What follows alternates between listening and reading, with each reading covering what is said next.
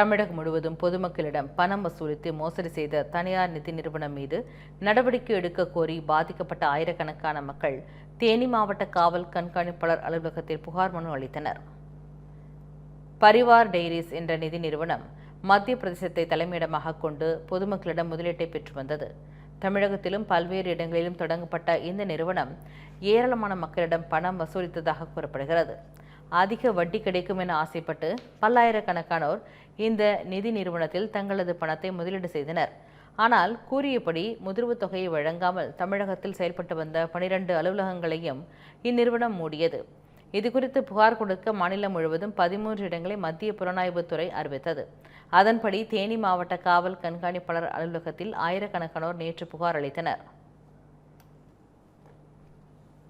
1000 பேருக்கு மேல ஏமாந்துருக்காங்க. தேனி மாவட்டத்துல எல்லாம் ஏழை மக்கள் தான் கிராமத்துல இருந்து வாங்கி ஏமாத்திட்டாங்க. இது ஏஜென்ட் மூலியமா கனெக்ஷன் ஆகி வசூல் பண்ணாங்க, கட்டுனாங்க.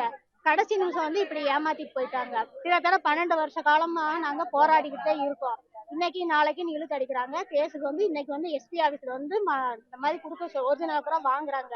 இது கிடைக்குமா கிடைக்காதான்றது எங்களுக்கு கண்டிப்பா கேட்டு கொடுக்கணும். பணம் எல்லாத்துக்கும் சேரணும். அது மாதிரி பார்த்து கொடுங்க.